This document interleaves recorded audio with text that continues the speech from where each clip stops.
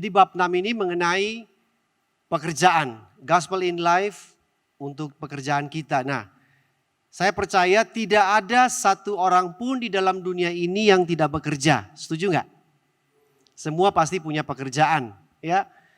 Terus ada pekerjaan yang pengacara, pengangguran banyak. Acara itu pun pekerjaan. Ya banyak acaranya itu pekerjaannya. Oke, jadi orang yang nganggur pun sebenarnya dia bekerja ya yang nganggur. Benarkah, pertanyaan pertama, benarkah bahwa pekerjaan itu adalah hasil kutuk daripada dosa? Nah, Bapak Ibu kan sudah baca tuh kan, pelajari dari bab 1, bab 2 mengenai kejatuhan manusia kan? Terus ada kutuk di dalam Kejadian pasal 2 itu, ya. Nah, Bapak Ibu bisa mulai itu dari situ. Apakah pekerjaan manusia yang sekarang kita alami baik Kristen maupun non-Kristen itu adalah kutuk dari Tuhan. Sehingga manusia itu artinya gini, gara-gara manusia jatuh dalam dosa, manusia itu harus kerja. Pontang-panting gitu kan, banting tulang dan banting-banting yang lain-lainnya. Nah, apakah itu benar demikian? Ya. Nah, mari kita lihat di dalam 2 bagian Alkitab ini sebelum dan sesudah kejatuhan manusia untuk menjawab pertanyaan tadi. Apakah betul pekerjaan itu adalah kutukan yang Tuhan berikan karena manusia jatuh dalam dosa. Sebelum manusia jatuh dalam dosa, Kejadian pasal 2, ya Bapak Ibu lihat di depan ayat 8 sampai 15. Itu mengenai manusia diciptakan, Tuhan ciptakan bumi ya, terus manusia sudah ada. Nah, saya penekanannya di ayat 15, kita lihat yang paling bawah nih, yang tulisan warna kuning ya. Kejadian 2 ayat 15 saya bacakan, Tuhan Allah mengambil manusia itu dan menempatkannya ke dalam Taman Eden untuk mengusahakan dan memelihara taman itu.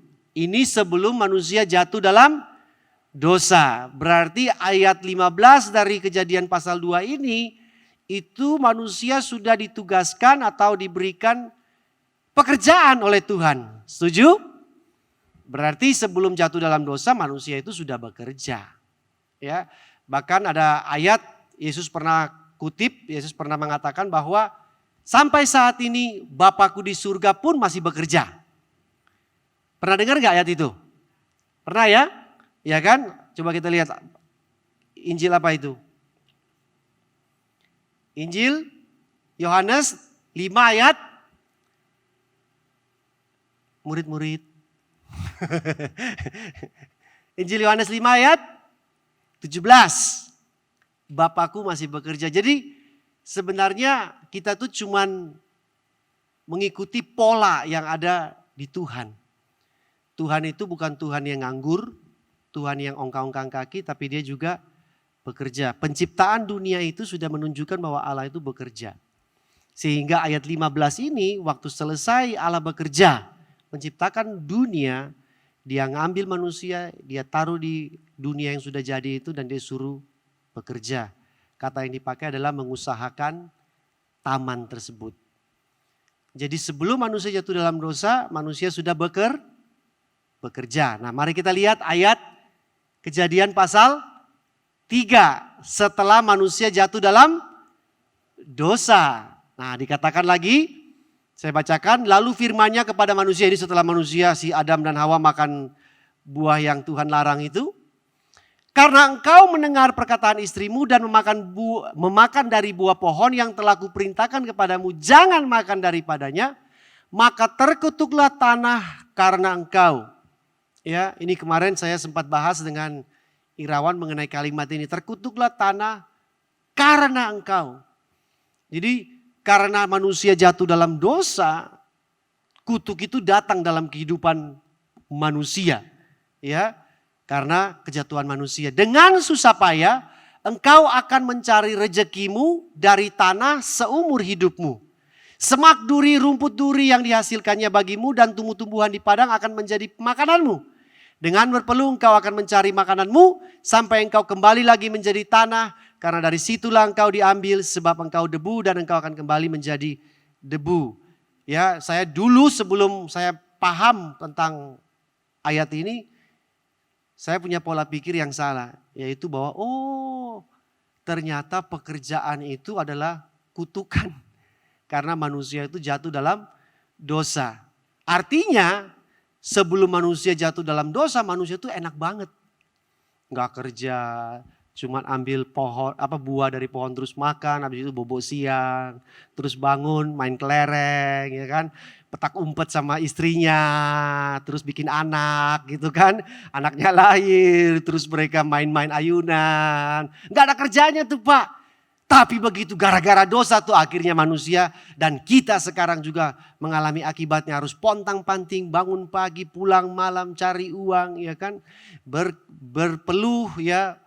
Sampai istilah yang tadi saya katakan banting tulang, ya kan, ribut sana sini, kejar-kejar customer, ya kan, nagih-nagih utang yang belum, nota yang belum dibayar, ya kan. Seperti begitu kita pikir, ternyata bukan Bapak Ibu.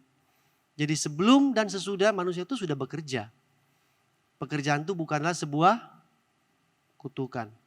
Malah kalau Bapak Ibu baca Alkitab dengan jelas sekali dikatakan, Rasul Paulus pernah bilang begini, kalau orang yang ditemukan di antara jemaat ada yang tidak bekerja, pernah dengar ayat itu?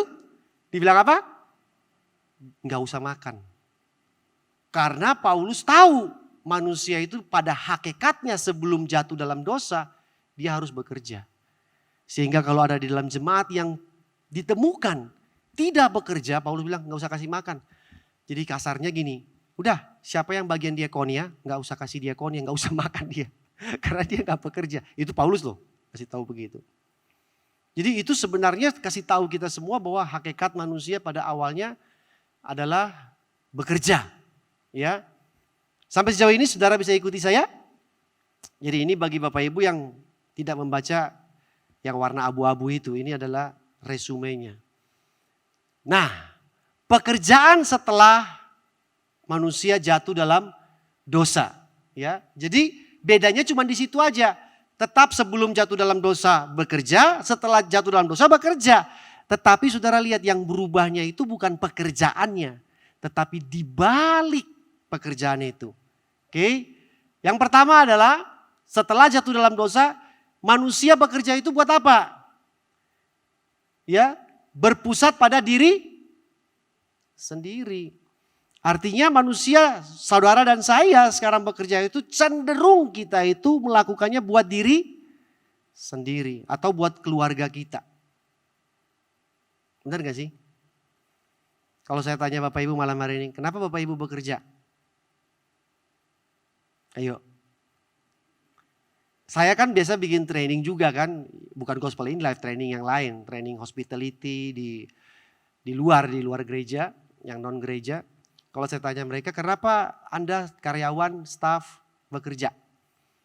Jawaban yang paling sering saya temui dan paling umum adalah karena saya cinta keluarga saya. Benar gak? Ya kan? Karena kalau saya nggak kerja, apalagi dia kepala keluarga, waduh bahaya tuh keluarganya mau makan apa? Karena saya cinta keluarga saya. Nah, cenderung buat diri sendiri.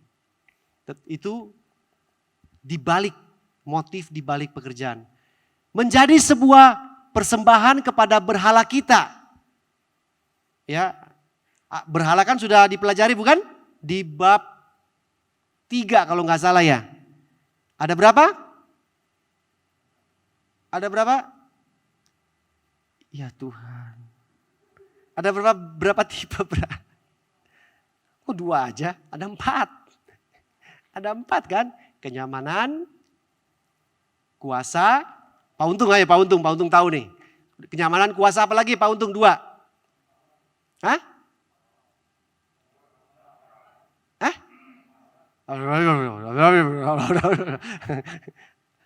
Kenyamanan, kuasa, penerimaan, betul. 3, satu lagi?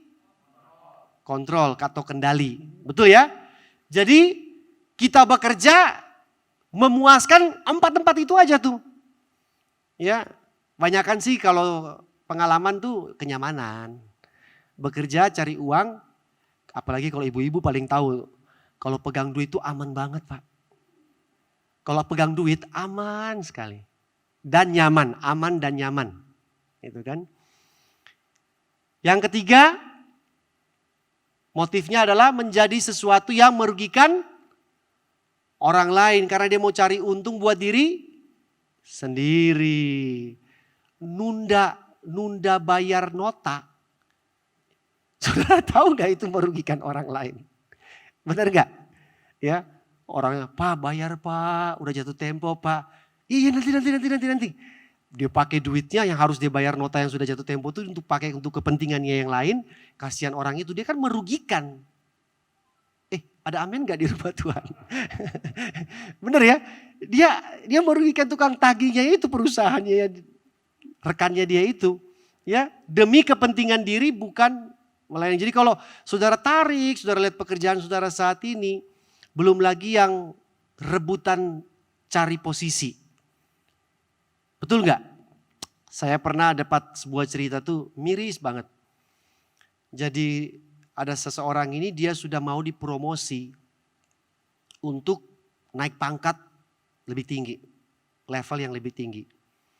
Tapi ada selalu kan di dalam sebuah company atau perusahaan itu kan ada yang suka dan tidak suka kan. Nah grup yang tidak suka ini mereka cari kelemahan orang ini yang mau dipromosi. Ini kesayangan bos nih. Mereka cari kelemahannya dia, bagaimana untuk menjatuhkan dia sehingga dia tidak dipromosi. Dan mereka temukan beberapa kasus yang dia buat sebenarnya nggak besar-besar banget sih. Kasus kecil aja. Tapi waktu mereka lagi meeting untuk pengumuman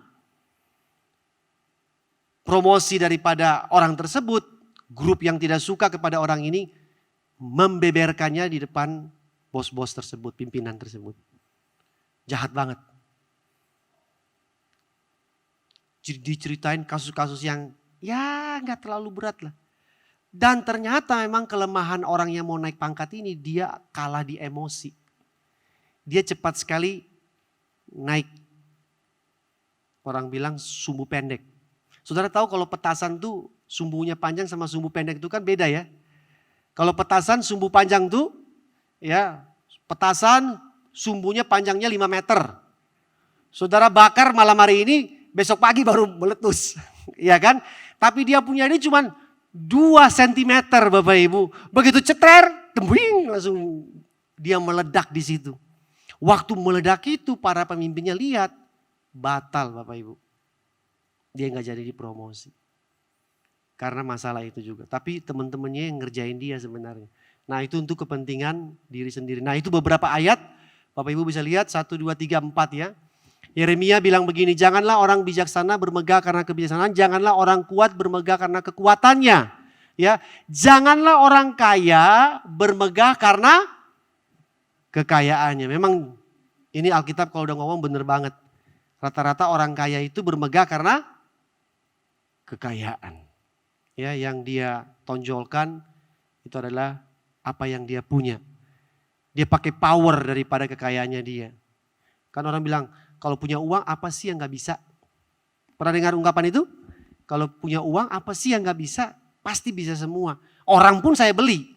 Ya kan? Orang pun saya beli.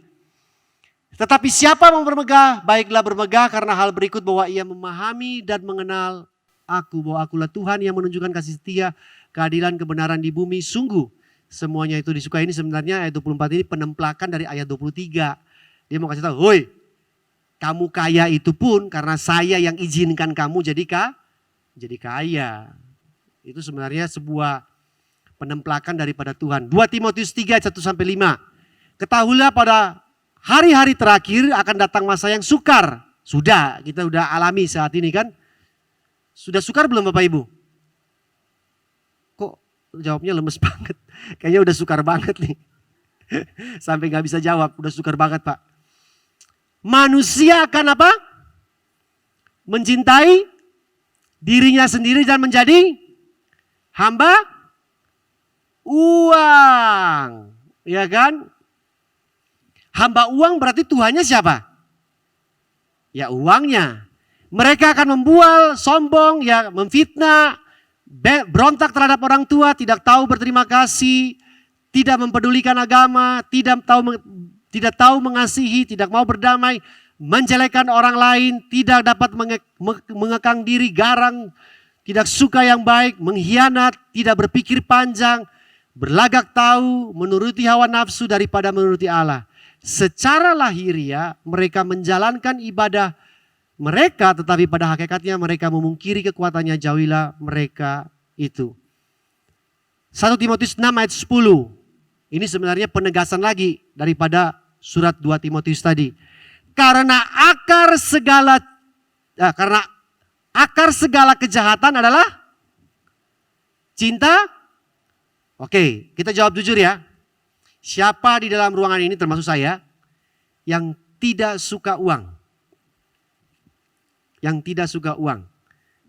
Kalau saya suka uang, saya angkat tangan. Saudara suka uang? Kalau saudara nggak angkat tangan, saudara paling munafik malam hari ini. Saya suka uang, tetapi saya jaga hati saya tidak cinta uang. Ya, kita perlu uang. Sebab oleh memburu uanglah beberapa orang telah menyimpang dari iman. Kata menyimpang dari iman ini bukti sudah jelas-jelas ya. Salah satunya dia bisa pindah ke iman yang lain gara-gara uang. Oh, itu banyak sekali contoh-contoh kasus yang kita lihat di TV, kita lihat di sosmed. Dan menyiksa dirinya dengan berbagai-bagai duka. Artinya gara-gara uang itu dia kasih segala-galanya. Sampai harga diri pun dia kasih. Demi untuk mendapatkan uang. Ya, ini ada di drama Korea. Saudara bisa lihat contohnya di sana. Ya kan, gara-gara uang dia bisa kasih tubuhnya. Betul? Bahkan pernah nonton film yang gara-gara mau kaya dia jual dirinya buat iblis. Itu pernah ada tuh film itu tuh.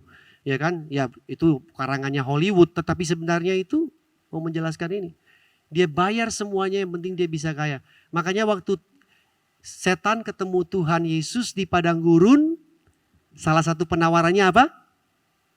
Yang dia bikin proposal buat Yesus, semua ini aku serahkan, aku berikan kepadamu, kekayaan seluruh dunia ini aku berikan buat kamu, asal kamu mau sembah. Dia tes. Manusia itu punya salah satu kelemahannya adalah cinta uang. 1 Petrus 5 ayat 2. Wow, ini ayat yang paling tajam banget. Gembalakanlah kawanan domba Allah. Ini sebenarnya kalau bilang gembalakanlah kawanan domba Allah padamu, ini yang paling pertama kena adalah hamba-hamba Tuhan. Gembala Komsel, setuju? Ya, gembala jemaat. Jangan dengan paksa tetapi dengan sukarela sesuai dengan kehendak Allah. Dan jangan karena mau cari apa? Aduh Tuhan, dan kita udah lihat banyak gereja ya, bagaimana para gembalanya mencari keuntungan buat diri sendiri. Dari mana? Domba-dombanya. Saya ikut follow di Instagram gereja palsu. Itu paling banyak tuh ngebahas gereja-gereja yang katanya gembalanya itu ini nih, mencari keuntungan buat diri sendiri. Ya, kita nggak usah tunjuk lah gereja mana lah, yang penting kita tahu kasus-kasus ini juga ada. Jadi ini adalah motif. Jadi sebenarnya kalau Bapak Ibu lihat, berbedanya di mana? Berbedanya itu bukan karena bekerjanya, tetapi motif di balik pekerjaan tersebut. Setuju?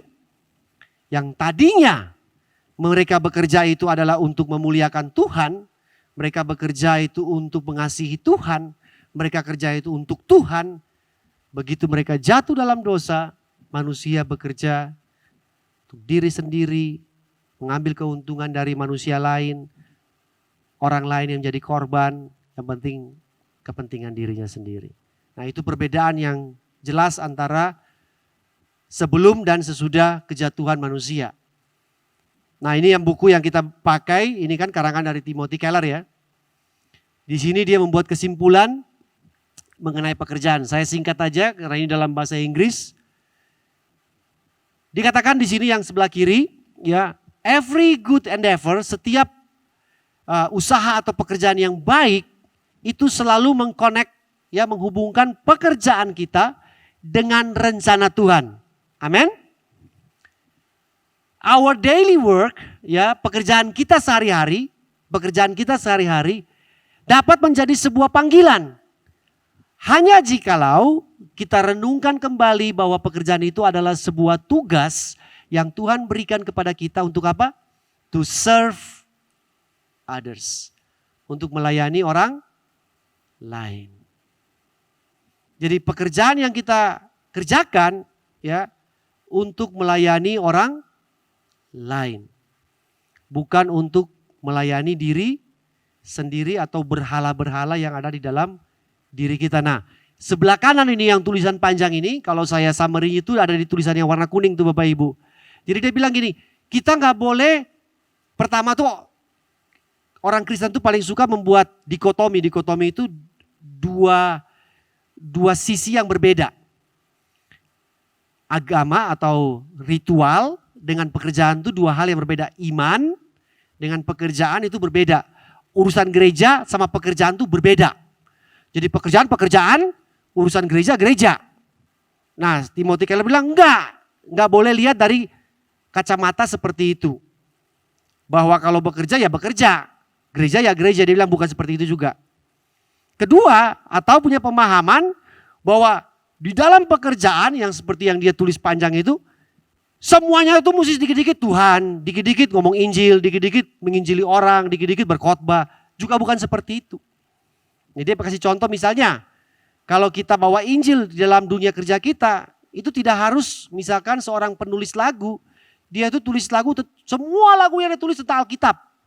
Semua lagu yang dia tulis tentang Injil, semua lagu yang dia tulis tentang Tuhan. Tidak seperti itu. Atau kita bekerja, semua hasil yang kita keluarin itu semua tentang gereja, tentang ayat-ayat firman Tuhan. Bukan juga seperti itu.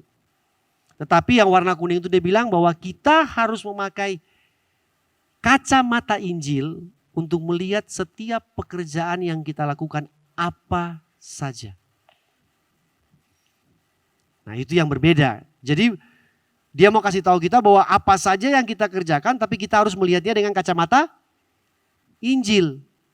Untuk lihat apanya? Motifnya, tujuannya. Saya kerja ini buat apa atau buat siapa?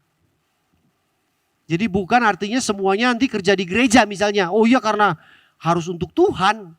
Ya sudah full timer aja di gereja. Bukan juga seperti itu. Juga bukan kita memisahkan antara dunia kerja dan dunia iman kita. Bukan juga seperti itu. Tetapi kita ada di tengah-tengahnya, kita memakai kacamata Injil untuk melihat bahwa pekerjaan yang kita kerjakan apa saja itu kita bekerja seperti untuk Tuhan.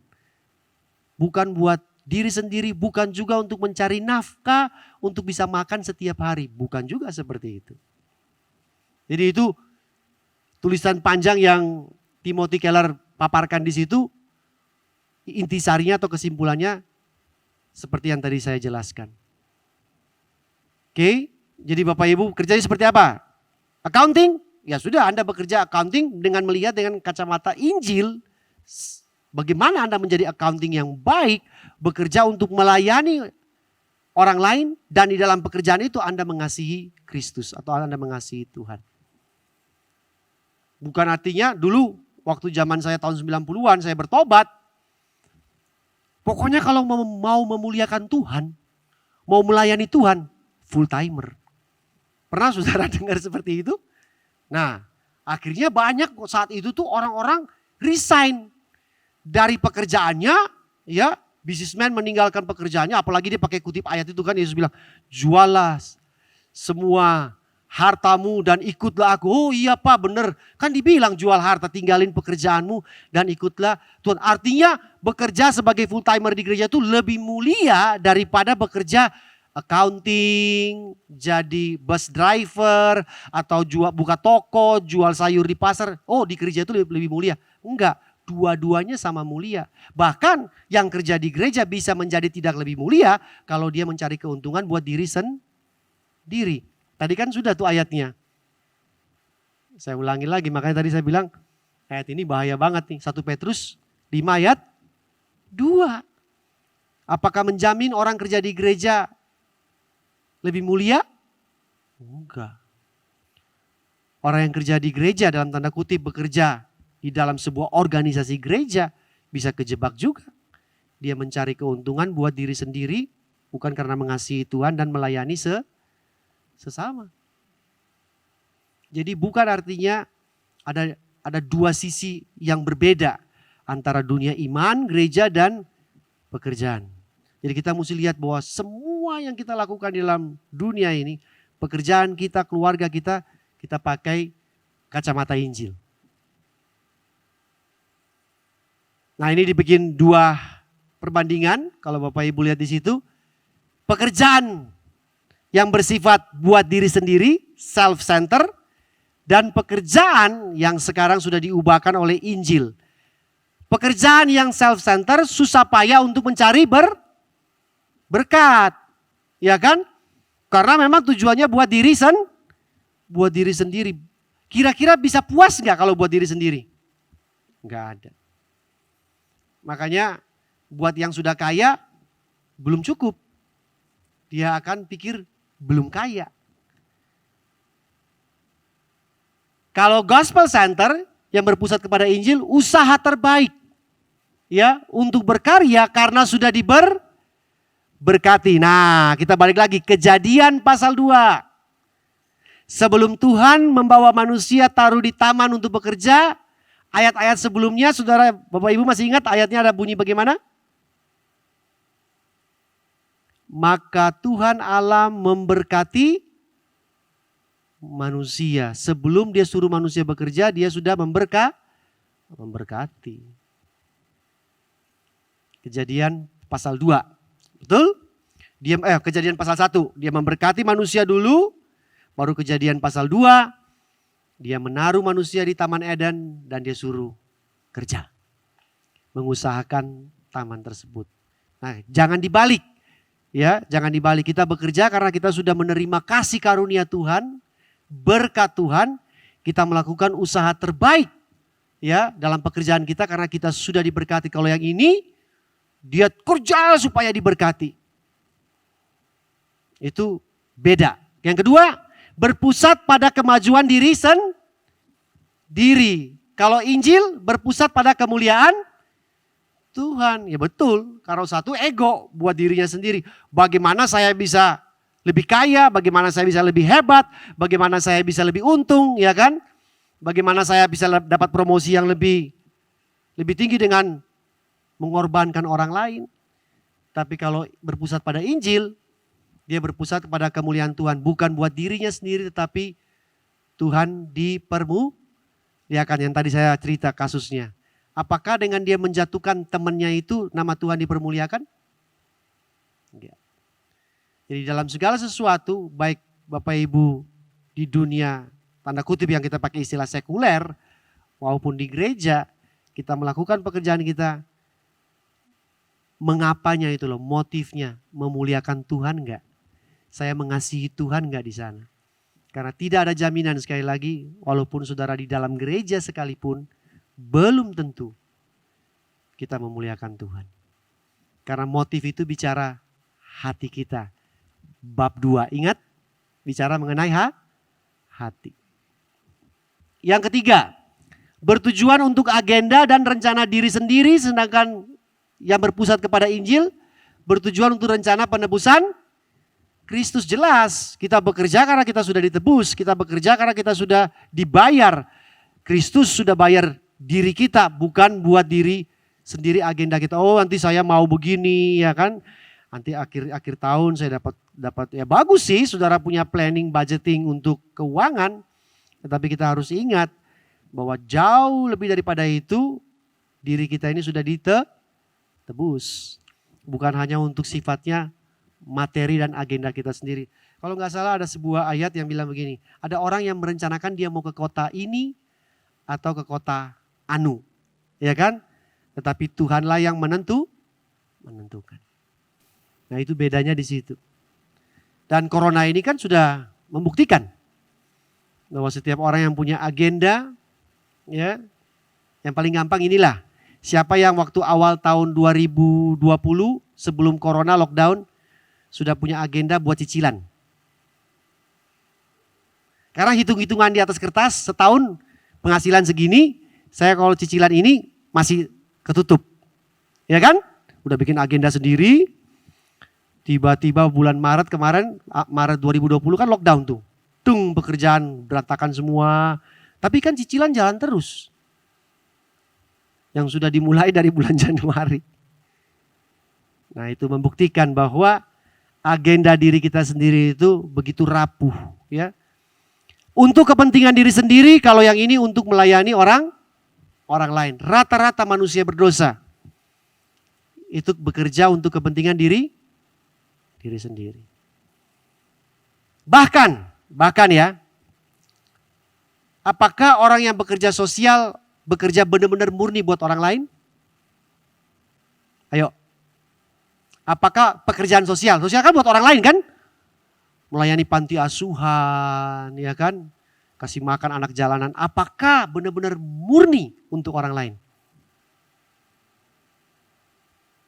Begitu namanya nggak ditulis di brosur, ngamuk. Kok nama saya nggak ada? Katanya buat orang lain. Tapi nama saya tulis dong. Ya kan? Berarti itu masih untuk kepentingan diri sendiri. Waktu dari panti asuhannya mengucapkan terima kasih buat para donasi dan panitia. Lupa sebut nama Bapak si A itu. Pulang-pulang habis acara ngamuk besar si Babe. Kok nama saya nggak diucapin terima kasih buat saya? Padahal sosial katanya Pak. Jadi manusia itu bukan hanya karena uang saja. Tapi nama baik, ya kan? Ingin diterima, penghargaan ada di dalamnya. Bahkan saya menjaga diri saya benar-benar. Jangan sampai pengetahuan Alkitab saya juga sebenarnya membuat saya untuk bisa diterima oleh orang lain. Saudara paham maksud saya? Karena waktu kita diskusi dalam komsel, tanpa sadar saya beberkan setiap ayat dan penjelasan yang saya paham. Sebenarnya itu sedang memoles, mengasah berhala saya. Ini loh, saya paling tahu loh ayat-ayat ini loh, saya punya pemahaman yang benar loh. Bisa saja, setuju? Jadi itu sangat, orang Papua bilang beti, beda-beda tipis. Saudara gak bisa memilah mana ini benar-benar untuk Tuhan atau sebenarnya saudara sedang memoles berhala dalam diri saudara sendiri. Apalagi kalau habis saudara sharing gitu terus ada orang tepuk saudara. Pak, sharing tadi oke banget loh. Itu rasanya celana mau pecah tuh. Teng. Ya, celana kayak mau sobek aja udah. Senang sih senang. Tapi saudara mesti tahu pada di saat itulah. Sebenarnya kita gak usah digoda oleh iblis, kita tuh sudah jatuh. Karena di dalam diri kita tuh ada kecenderungan itu. Saudara paham maksud saya? Dan iblis sebenarnya pakai celah itu. Di saat kita ada bangga dikit, ya, senang dikit. Nah dia mulai masuk di antara itu dan dia mulai bilang, memang benar. Saudara paham maksud saya? Jadi sebenarnya tuh kita tuh gampang sekali. Nah makanya Injil yang mungkin Pastor Antoni ulang-ulang. Injil itu bukan dibutuhkan sekali aja. Tapi Injil itu diperlukan setiap kali. Betul? Karena setiap saat kita mudah sekali itu tergelincir. Kita mudah sekali itu terpeleset. Ada amin di rumah Tuhan? Betul?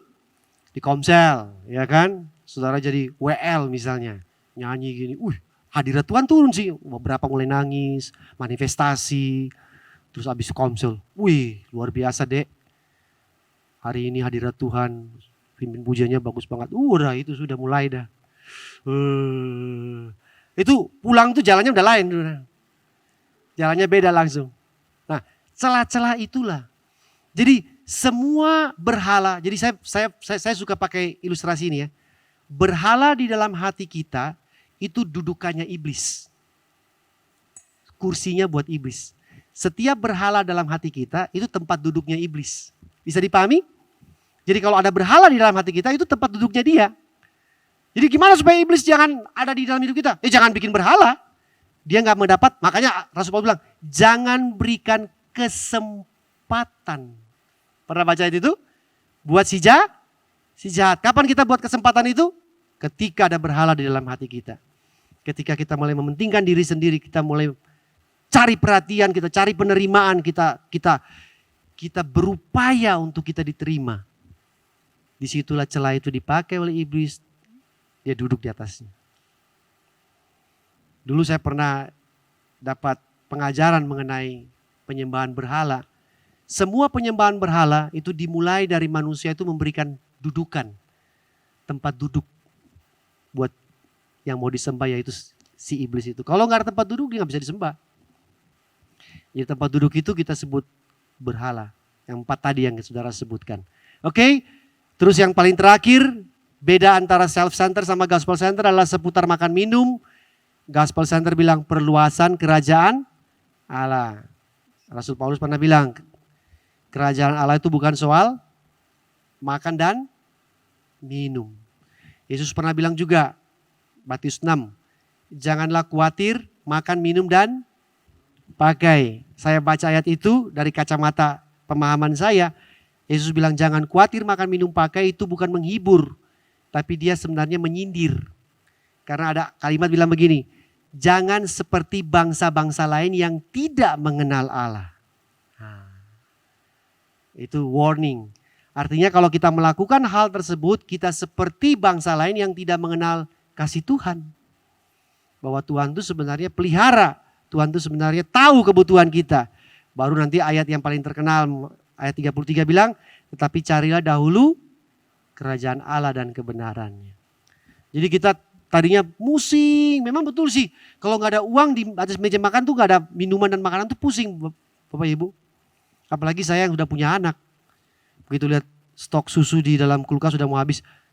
Waduh, bulan depan mesti beli lagi nih. Ya kan? Pusing. Tapi itu jebakan-jebakan yang kita kejebak di situ dan kita mulai khawatir. Makan minum pakai. Kita lupa bahwa kasih Tuhan tuh besar buat kita, dia pasti. Kesaksian pribadi, saya nggak suka sebenarnya bersaksi tentang diri sendiri karena itu bisa dipelintir dan orang bilang didramatisir. Tetapi Tuhan jadi saksi, selama saya jadi anak Tuhan, saya percaya Tuhan, saya melayani Tuhan, saya bekerja, saya belum pernah sampai nggak bisa makan. Atau nggak ada duit beli makanan, belum pernah. Selalu ada caranya. Selalu ada caranya. Apakah itu bukti bahwa ayat yang Tuhan bilang, jangan khawatir, burung di udara dia pelihara. Atau Daud bilang, belum pernah dia melihat, Salomo bilang belum pernah dia melihat orang benar, anaknya ditinggalkan minta-minta roti, jadi pengemis. Tapi saya selama saya jadi orang kita, mungkin Bapak Ibu punya kesaksian pribadi, apakah sampai begitu rupanya Bapak Ibu sampai gak punya uang, gak bisa beli makanan, apakah sampai begitunya? Kalau sampai begitunya mungkin ada yang salah. Tapi kalau Bapak Ibu berjalan di dalam terang Injil dan kasih karunia Tuhan, saya rasa gak perlu sampai begitu.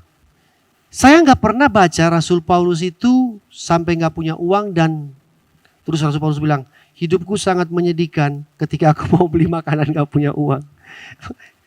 Baca jemaat Tuhan yang ada di dalam Alkitab pelihara Paulus. Iya kan?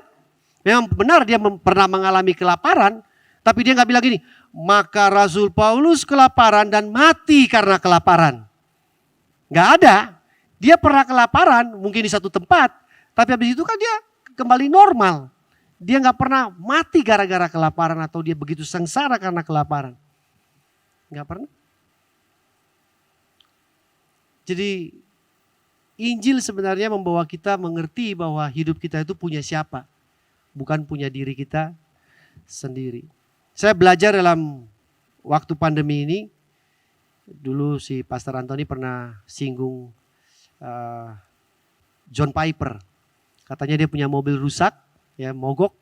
Terus John Piper bilang begini, wah puji Tuhan, mobil rusak puji Tuhan. Satu persoalan lewat, beban saya ringan. Karena mobil itu sebenarnya bukan punya saya, itu punya Tuhan. Jadi satu masalah udah selesai. Nah, dengan pola pikir seperti itu kita less stress. Kita mengurangi stres, benar gak sih? Iya kan? Stres itu kan karena kita ikut-ikut campur. Kita pikir semua itu harus ada dalam kontrol kita. Berhala kontrol, berhala kendali. Wah, kita semua bisa pegang, kita semua bisa tentukan, semua harus dalam genggaman. Seperti iklan itu bilang, dunia dalam genggaman. Apakah begitu? Enggak Bapak Ibu. Ternyata tidak. Dunia di luar genggaman kita. Yang paling pasti kita di dalam genggamannya Kristus. Amin. Oke, kita cepat habis ini diskusi kelompok. Ini terakhir ya, si Timothy Keller bilang the gospel also gives us new power for work. Jadi Injil itu juga memberikan kepada kita sebuah kuasa yang baru untuk bekerja. Ya, dengan mensuplai kita sebuah semangat, passion itu semangat, sebuah hasrat, ya, dan sebuah deeper kind of rest, sebuah istirahat yang lebih dalam. Nah, ini sebenarnya bagus banget. Nanti ada di lembaran warna putih itu mengenai rest atau sabat, ya. Jadi dia bilang Injil itu memberikan kita sebuah semangat untuk bekerja dan sebuah istirahat atau sabat yang lebih dalam. Masih ingat nggak cerita yang anak muda yang kaya datang kepada Yesus, terus dia bilang gini, Tuhan, perbuatan baik apa yang aku harus lakukan untuk memperoleh hidup yang kekal? Masih ingat kan cerita itu? Terus Yesus bilang apa? Yesus kutip 10 perintah Allah tetapi dari nomor 6, 7, 8, 9, 10. Taati orang tua, jangan membunuh, jangan mencuri, ya kan? Terus anak muda itu bilang apa? Semua, saya nggak tahu ini antara sombong atau benar-benar dia sudah lakukan. Cuma ada dua kemungkinan. Semua itu sudah aku lakukan. Nggak ada yang saya tidak lakukan, semuanya sudah. Apalagi, dia tantang Tuhan. Apalagi yang saya harus perbuat? Apalagi yang kurang? Terus Yesus jawab, jualah. Nah, waktu dibilang jualah hartamu maka pergilah anak muda itu dengan sedih hatinya. Nah, kita pikir anak muda itu sayang hartanya, uangnya yang banyak. Tapi saudara lihat, pertanyaan anak muda itu kepada Yesus sudah menunjukkan hartanya itu bukan hanya cuman harta uang, tetapi ada harta yang lain, yaitu perbuatan baiknya. Karena dia membuka percakapan dengan perbuatan baik apakah yang saya harus lakukan untuk memperoleh hidup yang kekal. Artinya begini, dia tuh sudah punya harta perbuatan baik. Dia sudah gak membunuh, dia sudah gak mencuri, dia menghormati orang tuanya. Ya, dia tidak memfitnah, semua itu dia gak lakuin. Itu dia punya kesombongannya, dia punya hartanya. Jadi saudara bisa paham? Nah, termasuk itu harta di dunia itu. Semua perbuatan baik yang kita sebut amal baik, itu juga termasuk harta. Jadi harta di surga itu apa? Yang bukan Tuhan, yaitu harta duniawi. Harta satu-satunya yang di surga namanya Tuhan. Enggak ada yang lain. Jadi waktu Yesus perhadapkan dia, hartamu perbuatan baik, harta di surga itu aku, Tuhan. Kamu pilih mana? Kira-kira gitu kan? Akhirnya anak muda itu pergi dengan sedih karena dia lebih mengasihi perbuatan baik dan semua yang dia punya di bumi. Dia gak milih Tuhan, dia milih harta yang di dunia. Jadi bukan hanya uang, tetapi itu bisa perbuatan baik, citra diri, penghargaan, reputasi, itu semua bisa menjadi harta di dunia. Ada orang gini loh, uang gak masalah, tapi jangan coba-coba senggol nama baik atau reputasi, ngamuk besar. Itu kan juga termasuk harta dunia. Nah, Yesus langsung konfrontasi, kamu pilih siapa? Harta di surga atau hartamu yang di bumi. Bisa dipahami Bapak Ibu? Nah itu kalau pendeta juga susah tuh. Kamu pilih mana? Pendetamu atau aku? Nah itu berat tuh. Ya, jadi itu harta surga dan harta bumi. Terus apa yang dimaksudkan dengan di mana hartamu, di situ hatimu. Saudara, Bapak Ibu perhatikan ya. Apa yang Anda paling agungkan, Anda paling suka, Anda paling cinta, 3 hal ini pasti lari ke situ. Uang, waktu, energi. Pasti lari ke sana. Jadi kalau Anda mau deteksi berhala, paling gampang. Cari uang tuh lari paling banyak lari kemana, waktu paling banyak habis kemana, energi dan tenaga paling habis banyak kemana, itulah berhala. Deteksinya paling gampang dari 3 itu. Di mana hartamu berada, di situ hatimu berada. Caranya gimana Pak? Ya cek 3 ini aja. Uang, waktu dan tenaga. Ada orang habisin duitnya makan irit nasi sama garam. Tapi jangan coba-coba gadget. Wah, iPhone yang terbaru. Yang masih ada di pabrik pun dia langsung beli Pak. Belum keluar pun dia langsung beli. Uangnya habis ke situ. Ya kan? Bukan hanya beli gadgetnya aja. Dia punya aksesorisnya habis sana. Kita bisa tahu, oh ternyata itu yang dia paling agungkan. Itu dia yang paling cinta. Atau materi-materi yang lain. Fashion, baju, atau rumah, isi rumah, furniture. Ya, teman istri saya itu katanya setiap bulan datang ke rumahnya dia, pasti lemarinya berbeda. Luar biasa. Bukan hanya berpindah tempat, tetapi lemarinya juga beda katanya. Oke, kita masuk ke pertanyaan kedua. Bagaimana kebanyakan orang yang Anda kenal ya cenderung menggunakan waktu, tenaga, dan uang mereka. Nah itu yang tadi saya bilang.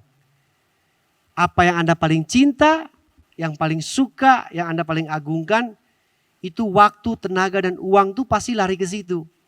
Dalam hal apa Anda paling gampang dan senang mengeluarkan uang? Yang paling mudah Anda kucurkan uang, itu biasanya itu yang Anda paling suka. Anda paling agungkan. Anda prioritaskan tadi yang Pak Immanuel pakai kata itu. Kalau ada orang gadget, makan gak penting. Yang penting gadget. Tapi ada juga kebalikan Pak. HP boleh Nokia pisang. Ya yang Nokia zaman dulu gak apa-apa. Tapi makan jangan coba-coba. Mau yang 2 juta pun dia beli makanan. Karena dia berhalanya di makanan. Oke. Jadi uang dihabiskan untuk apa? Tenaga untuk apa? Kita bekerja untuk apa? Manusia itu kan paling berharga buat Tuhan. Yesus kan, hati-hati ya saudara jangan bikin ungkapan Yesus mati buat dosa kita. Bukan. Yesus mati untuk kita, bukan untuk dosa. Untuk manusianya. Paham? Bukan untuk dosanya, untuk manusianya. Karena dia bukan mengasihi dosanya, dia mengasihi manusia yang berdosanya. Jadi apa sih yang paling berharga buat Tuhan? Manusia, ya kita. Jadi itu bisa disebut sebagai harta di sorga. Jadi kalau sekarang tanya, apa sih mengumpulkan harta di surga? Mungkin salah satunya adalah jiwa-jiwa. Dapat sepeda Pak ya. Begitu kita bawa 3 jiwa, ya ambil sepedanya di sana. Begitu bawa 10, ambil motornya di sana. Karena yang paling berharga buat Tuhan, harta buat Tuhan itu adalah manusia itu. Harta yang paling berharga buat manusia, ya Tuhannya. Jadi itu kan kitab Kejadian pasal 2 itu sebenarnya kan. Yang paling berharga buat manusia sebelum jatuh dalam dosa, Tuhan. Ya kan? Buat Tuhan yang paling berharga apa? Ya manusia. Tapi setelah manusia jatuh dalam dosa, yang paling berharga buat manusia bukan Tuhan lagi. Dirinya sendiri yang paling berharga. Bagaimana dia memuaskan dirinya, itu yang paling berharga, yang paling penting. Tadinya Tuhan yang paling penting, sekarang enggak, terbalik. Dia yang paling penting, makanya ular pinter banget, dia licik. dia mengarahkan kepentingan yang untuk Tuhan, dia puter buat diri sendiri. Kalau kamu makan ini, kamu jadi seperti kamu. Dia selalu ke kamu. Padahal kita punya tujuan awalnya Tuhan. Dia putar kamu. Jadi salah satunya harta surga itu adalah jiwa-jiwa. Yang pasti bukan perbuatan baik. Tapi bagaimana caranya? Kan tadi ditanyakan caranya kita mengumpulkan harta di surga. Caranya ya saudara waktu bekerja itu saudara memuliakan Tuhan. Betul? Saudara memberitakan Tuhan di sana. Saudara memuliakan Tuhan di sana. Itu caranya seperti itu. Tapi kalau seperti tadi Arif tanya, hartanya seperti apa tuh Pak? Mungkin bisa jiwa-jiwa. Tapi yang pasti kan Tuhan itu sendiri hartanya. Ada ayat di Perjanjian Lama bilang begini. Milik pusaka bangsa Israel adalah Tuhan. Pusaka itu kan harta kan? Jadi milik pusaka kita sebenarnya bukan harta di bumi. Tapi Tuhan itulah harta pusaka kita. Yang tidak akan pernah bisa dimakan ngengat dan kena karat. Selain itu, ngengat dan karat artinya fana, sementara. Makanya ada ayat bilang bumi dan segala isinya akan lenyap. Tapi Tuhan tinggal tetap. Ngengat dan karat gak bisa habisin. Oke, ayat yang keempat. Nah itu Sabat ya, yang pertanyaan keempat. Itu mengenai Sabat. Kalau Bapak Ibu baca di situ, ya itu bagaimana saudara dan saya harus beristirahat. Ini sebenarnya warning bagi orang-orang yang workaholic.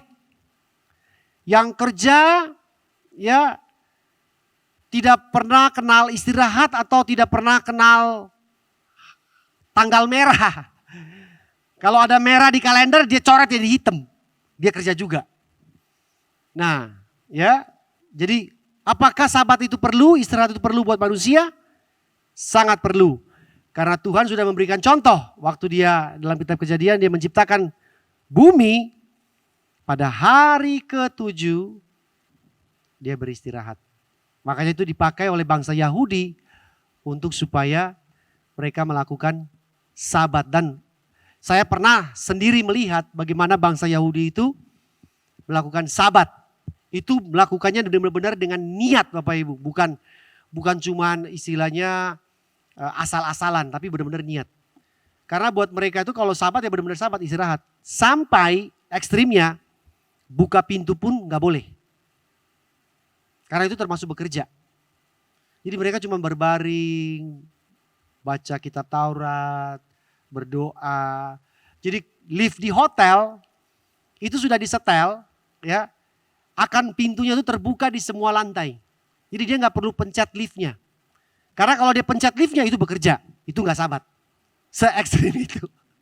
Yang paling lucu ya, yang teman saya yang Yahudi ini satu kamar sama teman saya yang lain yang orang Indonesia. Dia jadi bulan-bulanan waktu kena Sabat. Karena waktu mau masuk kamar hotel, pintu hotelnya dia suruh teman yang orang Indonesia, tolong bukain dong. Lu kan bisa bukain, nggak bisa, kan Sabat. Jadi teman saya yang bukain pintunya. Sampai se-ekstrim itu. Nah sebenarnya pertanyaan nomor 4 ini atau penjelasan nomor 4 ini mau kasih tahu buat kita. Kalau sampai Sabat yang Tuhan tentukan untuk kita harus istirahat. Terus kita bablas, kita kerja terus. Disitulah berhalanya. Disitulah kita menemukan sesuatu yang lebih berharga daripada Tuhan. Betul? Orang bilang kan sudah lupa semuanya. Pekerjaan menjadi nomor 1. Di balik itu untuk apa? Kepentingan diri sendiri. Ada sesuatu yang dia kejar yang bukan Tuhan. Kalau dia kejar Tuhan, dia ikut prinsipnya. Ada yang disebut dengan Sabat. Nah itu Bapak Ibu bisa baca penjelasannya ada di situ semua. Ya Sabat itu artinya tanda kita bebas dari perbudakan harta benda. Berarti bukan mengejar uang itu, materi itu semata-mata. Tapi ada waktu kita harus istirahat.